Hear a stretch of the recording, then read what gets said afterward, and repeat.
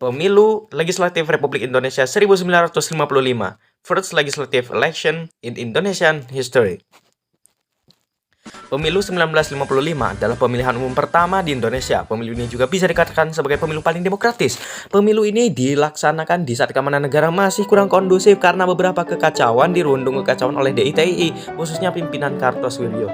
Dalam hal ini, anggota bersenjata dan polisi juga ikutan bermilih. Mereka yang bertugas di daerah rawan digilir datang ke tempat pemilihan. Pemilu 1955 ini bertujuan untuk memilih anggota DPR dan konstituante.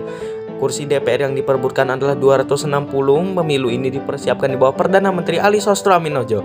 Namun saat pemungutan suara, kepemimpinan ini dipegang oleh Burhanuddin Harahap karena Ali Sostroaminojo mengundurkan diri pada saat pemilihan. Pemilu awalnya akan dilaksanakan pada 1946, tapi ditunda akibat perang revolusi kemerdekaan dan dilanda berbagai konflik, sehingga pemilu baru bisa terlaksana 9 tahun kemudian.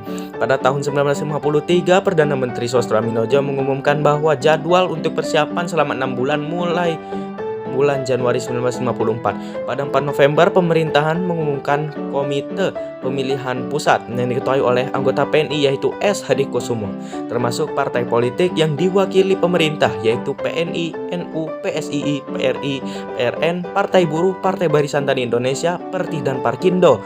Meskipun pada bulan April 1954, panitia Pusat Pemilihan telah menyatakan pemilihan akan diadakan pada 29 September di tahun berikutnya.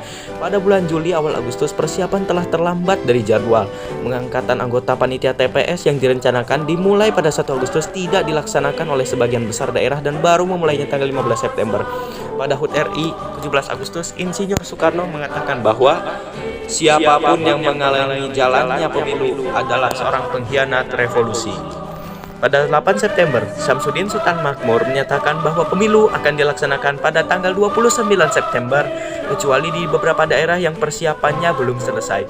Tapi menjelang hari pemungutan suara, rumor menyebar termasuk ketakutan akan keracunan yang meluas di tanah Jawa.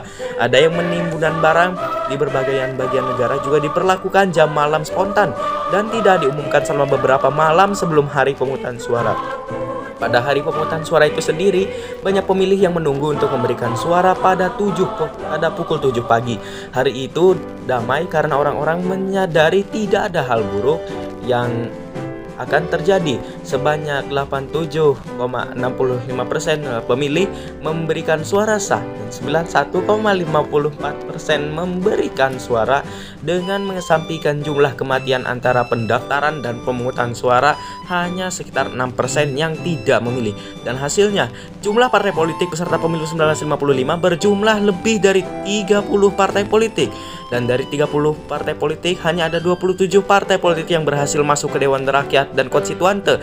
5 diantaranya adalah PNI, Masyumi, NU, PKI, PSII, dan Parkindo.